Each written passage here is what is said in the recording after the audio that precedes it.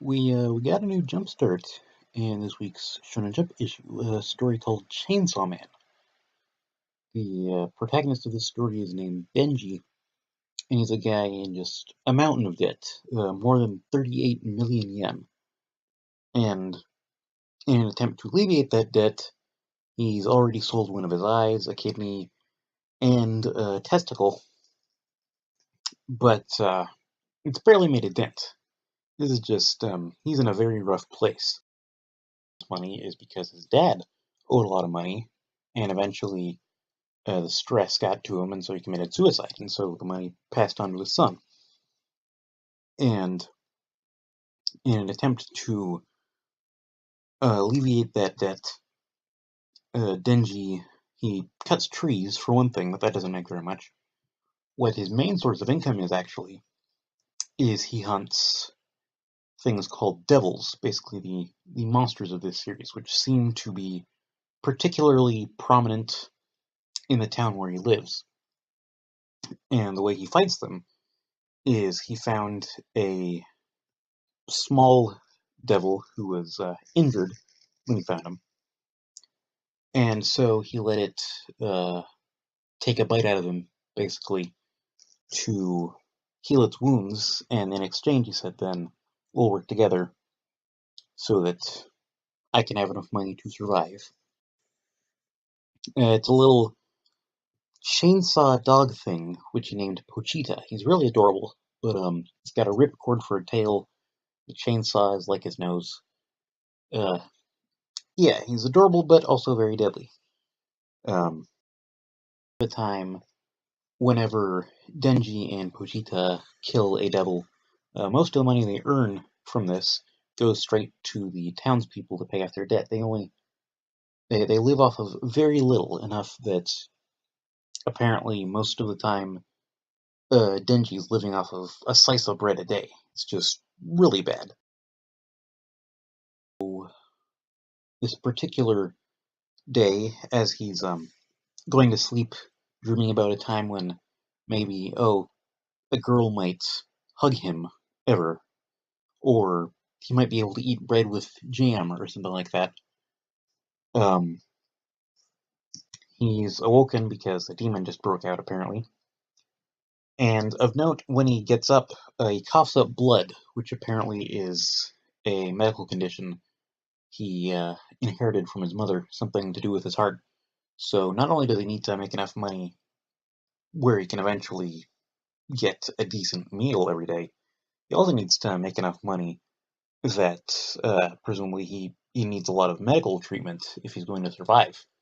So yeah, this is one of the worst people to have a bunch of debt.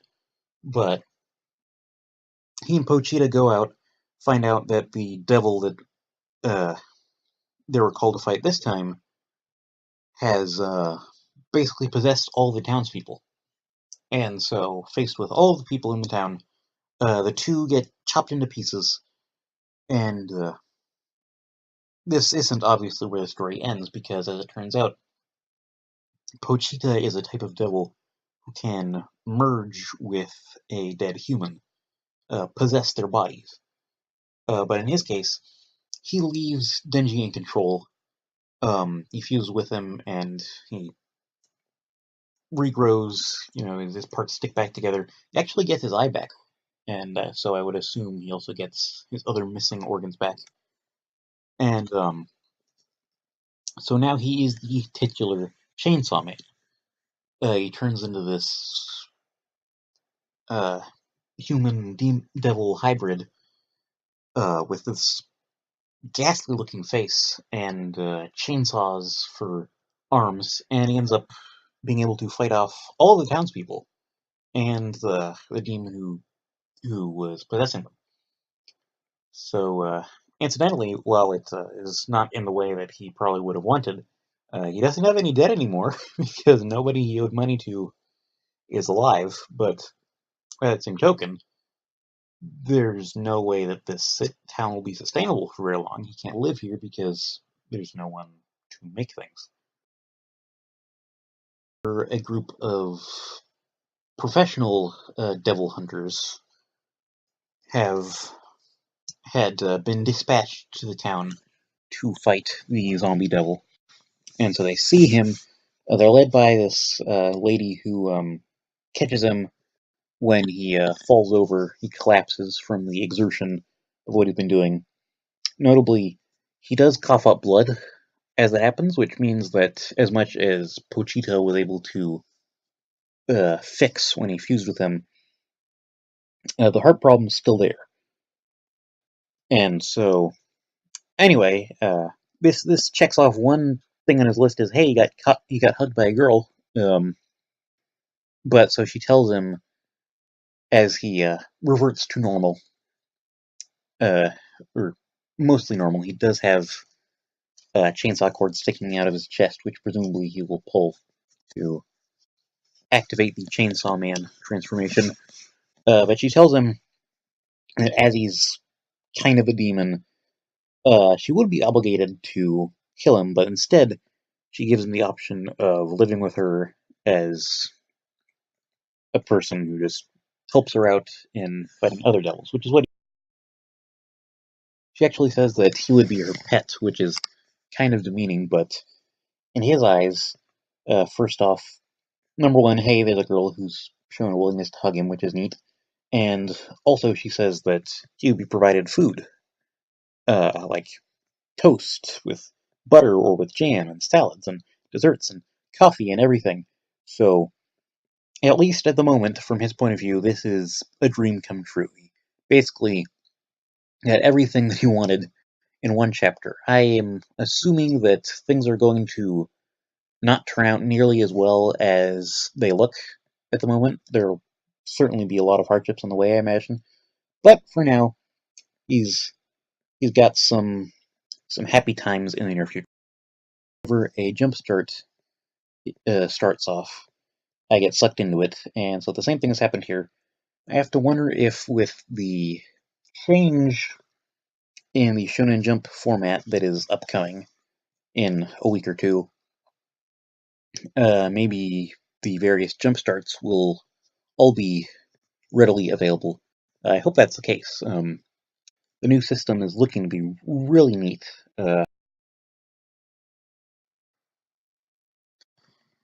If I may take a quick interlude before talking about the rest of the chapters, um, I think that this new Shonen Jump format seems really cool, and I hope that people will be willing to pay $1.99 a month to read the various manga that they want to catch up on, instead of using the various other websites.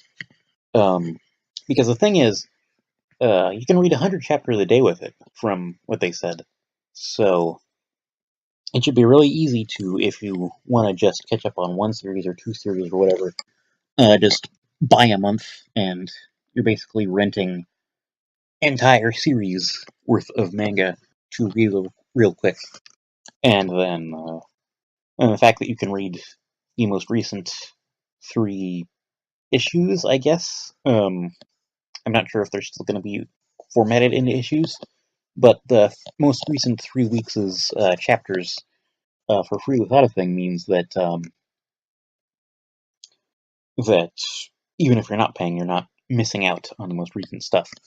I, for one, will, I think, be paying for each month, even if I'm not necessarily going to be using the benefits of reading the chapters in the what they call the chapter vault every month, because this is a really neat service that they're putting out, and so I think it's important to support them.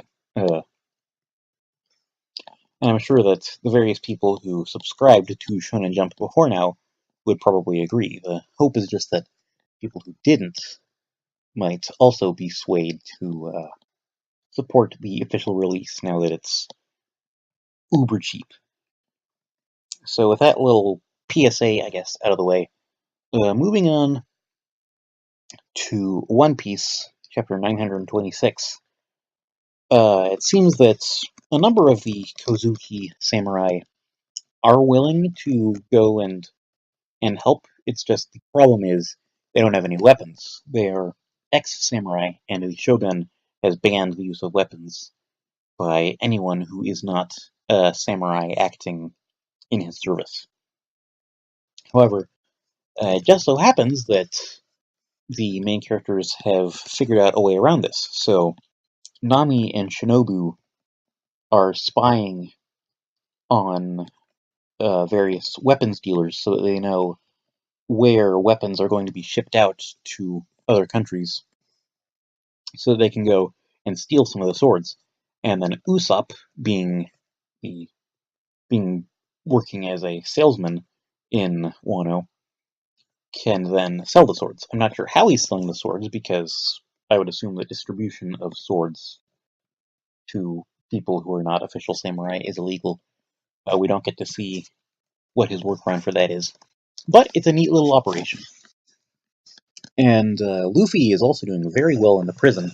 He and Kid have, it seems, been competing to see which of them can do the most hard labor, because the way this prison works is the prisoners have to hold 5 big stone cubes to earn a dumpling for their meal for the day.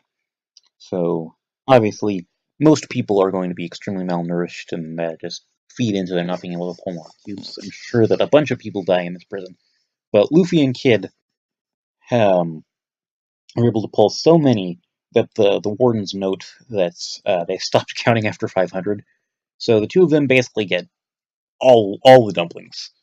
The other prisoners actually don't seem to mind because when one of the head jailers, this guy who ate the hippo smell fruit, and thus is, it seems, living inside of the mouth of a hippo now because the smell fruits have weird effects.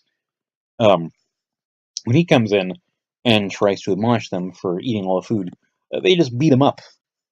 And it seems that the other jailers are not going to try and mess with him because, remember, they're wearing Sea Prism Stone cuffs, and they're still able to beat up this guy no problem. So, in a nutshell, it seems like they're going to make things much better on the other prisoners. And so they're happy, even if maybe they're not going to be getting. They're not going to have access to as many dumplings as before. It seems like in general, they weren't able to earn very many anyway. So, uh, if anything, Luffy and Kid's presence is making things easier on them. Incidentally, I noticed Caribou, that guy who could turn into mud, I believe, is in this prison. I'm not sure what he's going to do in this arc, but the fact that he's there, I'm pretty sure means that he must be going to do something. Next up was Food Wars 290, and not too much happened in this chapter in addition to the people at the third gate, and said that since the Cuisiniers Noir have been consistently passing without losing anyone, whereas traditional chefs have been losing a lot of their number to the challenges, the Bookmaster thinks that as a way to cull the herd better, um, for this round, one of the Noir is going to be the challenge. The person who the other chefs will have to defeat if they are to move on any further in the competition. She demonstrates excellence in preparing beef in her case. She uses one of those motorized knife things, although it's closer to a full-scale chainsaw, to dice up the meat. Actually, still very evenly, despite the fact that it's a chainsaw, and so one would think that would leave very ragged cuts. And but her gimmick is that she coated the blades with spices, so it was seasoned as it cut. And so everyone thinks, oh man, this is amazing. I don't know if anyone could make beef like this. So the challenge is, if anyone wants to pass, they do need to make beef like that. In fact, they need to make beef that is better than her beef. So I'm assuming that this will weed out pretty much all of the traditional chefs, aside from the characters who we know. And I would assume that at this point, some noir would actually start falling, because I doubt that this random person is the weakest of the noir. So, yeah, the herd will be thinned out to make for a less hectic than it may otherwise have been final couple rounds. So Black Clover 184 was next, and so the captain of the Coral Peacocks, who, being possessed by an elf, warped most of the Black Bulls team to her dream world, reveals that in this dream world she has reality warping powers. Basically, she can do whatever she wants, and the only reason that they're able to survive is mainly because of Vanessa and her string kitty, who can bend fate so that they can dodge, because she's very overpowered, so of course she's one of the few people who could counter an overpowered ability like reality warping. And Charmy's there to give her magic replenishing food. But it seems like the key to getting out of here ultimately is going to be the crazy scientist lady, who figures out that because what happens in this world is based on the thoughts of the elf-possessed Coral Peacock captain, if she shouts out words, then those words will, the objects the words refer to, will just poof into existence. So she just starts shouting exit over and over again, so a bunch of doors pop up. And so the plan is maybe they can use one of those exits to get out. Also, there is a little sequence where she uses her knowledge of scientific properties to counter a giant wave of water that Dream Magic Lady sent at them by having Luck electrocuted and then Magma ignite the gases which came off as a result. So that was pretty cool. The Scientist Lady MVP for this time. She's still really weird, but hey, if she can be useful, then she can be useful. Hero Academia 208 was the next one. And this chapter, in a nutshell, is just Team Bakugo kicking ass and taking names. That's really all there is to it. Lots of cool team, lots of cool tag team things. Bakugo pulling everyone else out of troublesome situations and them helping him in turn, and him knowing when to delegate one of the members of Class B to them for them to handle so that he can go on and handle some of the tougher enemies. Just really solid teamwork, which, as it turns out, was only possible because of what Class A did in the Culture Festival. They all got used to uh, literally following the beat of Bakugo's drum, since he was the drummer, and so he set the pace of the band and of the dancers and everything. So they all, except I guess Sarah was part of the decorations, the special effects department. So I guess it doesn't apply for him. But in general, the class has gotten used to being able to work with him, and more importantly, he has gotten used to working with the members of the class. And so they end up winning 4-0. They swept the enemy. They swept the enemy team. Little neat thing where Bakugo gave some of his miniature, well, not miniature, normal-sized grenades filled with sweat to the others in case they would need extra firepower, and Sero ends up taping the grenade he had to one of Setsuna Tokage's pieces as she is pulling them back towards herself, and so the explosion stuns her. More importantly, it causes her to make a noise so the Bakugo knows where she's floating in the air so he can fly up to her and finish her off. Obviously, there was some other neat combat stuff going on, but I don't know if I could do it proper justice. I would assume that anyone listening to this has read the issue. So, yeah, really great. It'll be really fun to see it animated, I'm sure. Had Bakugo's theme playing in my head the whole time. A very solid chapter, and most importantly, I think, he gave Bakugo character development, as now he's willing to work with others and is more focused on saving others than before, even though he passes it off as only being because he wants to become the number one hero.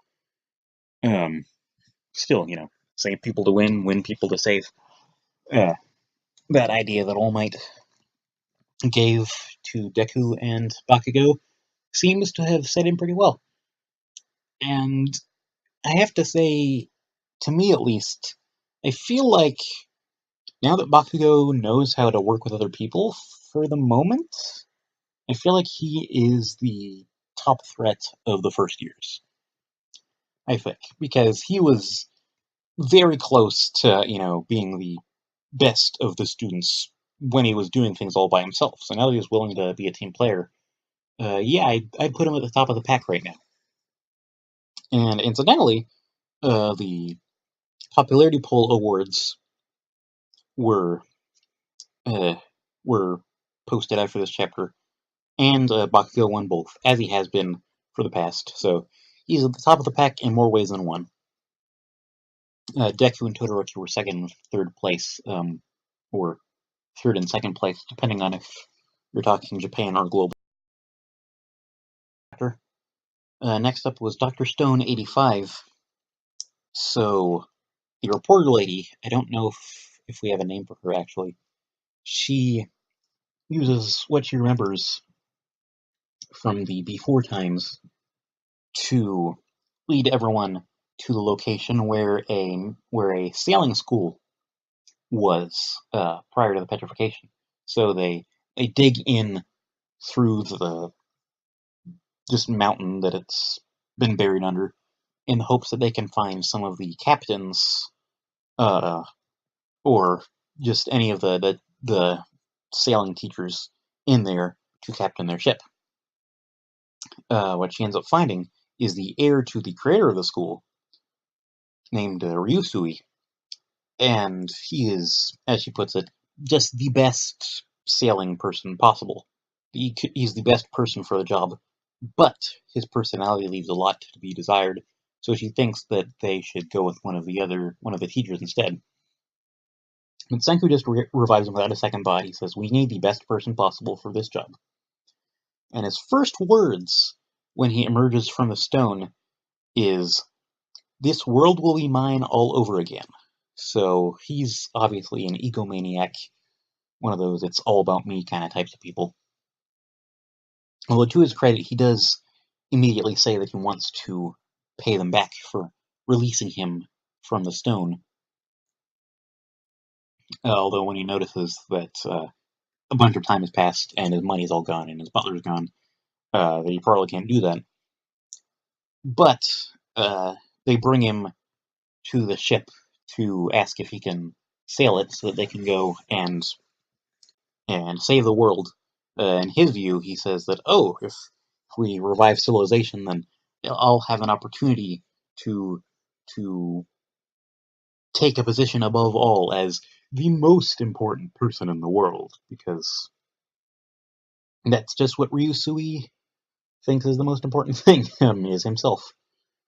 But but they take him to the ship, and he says that they shouldn't sail it right now because he says there's wind coming from south-southwest, humidity is at 90%, air temperature is 14 degrees Celsius, and they need to protect the boat because a storm is coming. And a storm does indeed come. His instincts are entirely on point. He is definitely the person for the job to be their captain. And so while they wait out the storm, he says that if a storm like this hit at any time during their voyage, they'd be stuck because their lumber is kind of weak, and so the mast would break and they'd just be dead in the water. So Senku says they will make a hybrid ship, so they will have a motor so they can use that if the sail isn't going to work, to increase their odds of making the voyage. Ryusui responds to that by saying that they're going to need better fuel than the coal that they have right now because the coal is very unrefined and heavy, and the coal in the stove would just sink the ship. They wouldn't be able to to go out with that aboard. So Senku says that in that case, it is time for them to rediscover oil. Gen is skeptical that they'll be able to find oil because it's in Japan, and Japan isn't known for its oil. But I would imagine that with 3,000 years having passed, more fossil fuels are going to have been created in that time and in places where they weren't before. So I figure that they'll probably be able to make it. Next up is We Never Learn, Chapter 90.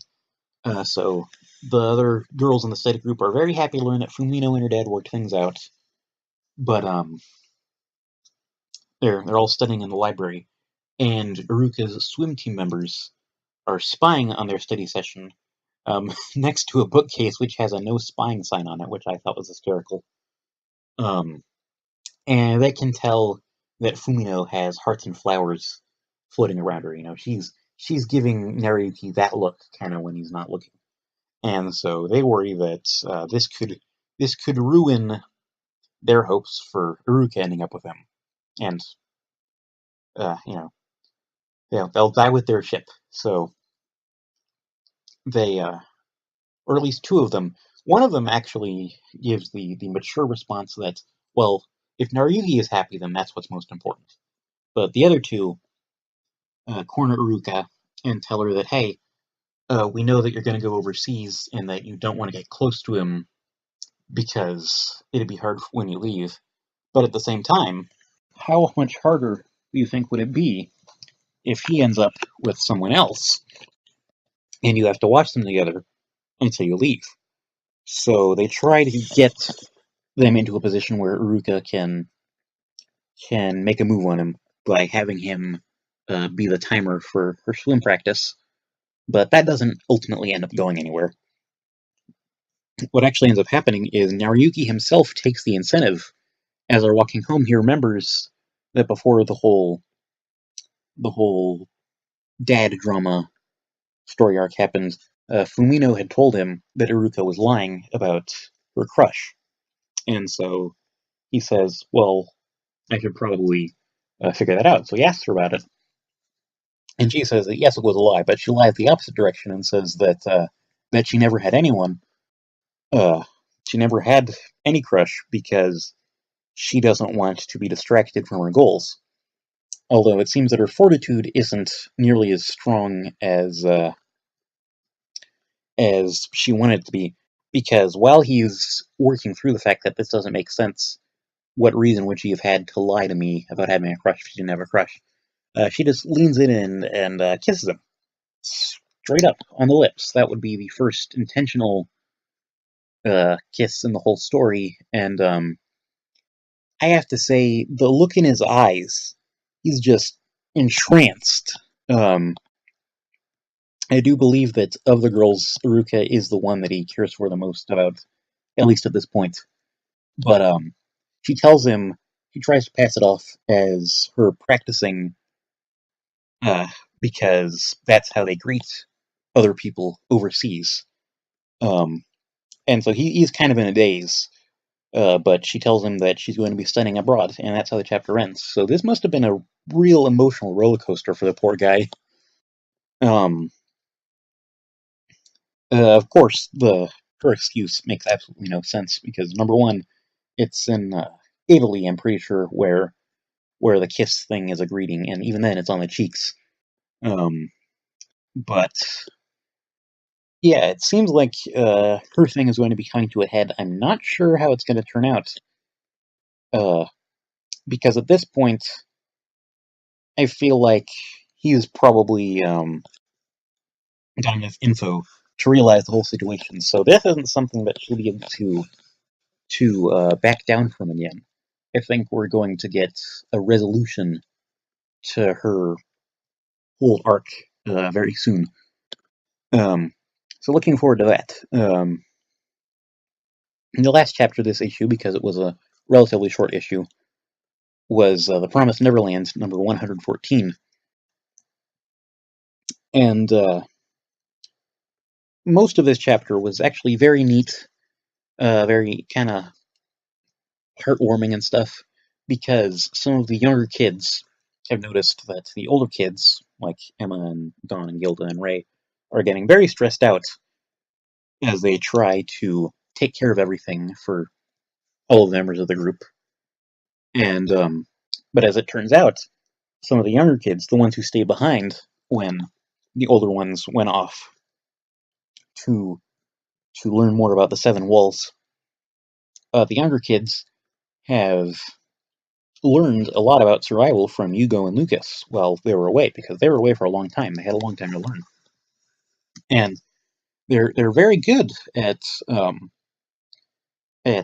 finding food. Like, there's a little scene where they're going through mushrooms and they're like, okay, this one's poisonous, this one's not. This grass is poisonous, but we can remove it so that it'll be safe to eat. And they have learned how to listen for monkeys, because if they follow monkeys, then the monkeys will typically bring them to a food source. And in fact, in a super pleasant, particularly for this series, moment, one of the monkeys sees the humans down below who've been following it, and so they drop a couple fruits. So yeah, in a nutshell, this chapter is all about the younger kids uh, showing the older kids that they don't need to stress so much, and that if they need to take a break, then everyone else can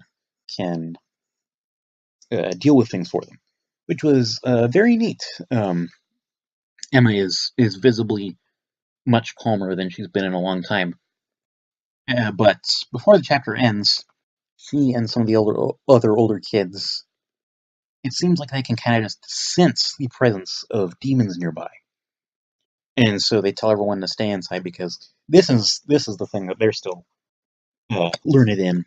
So they go outside to face the demons, and surprisingly, they see just a ring of wild demons surrounding a couple of people in the center, fending them off with spears. I don't know if these are children or adults. It's a little hard to tell because we don't know what side the demons are.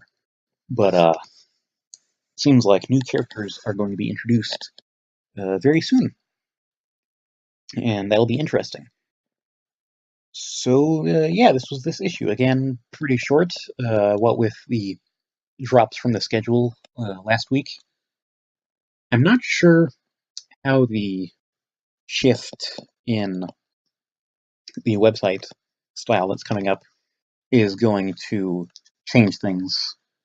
Um, I've gotten to like doing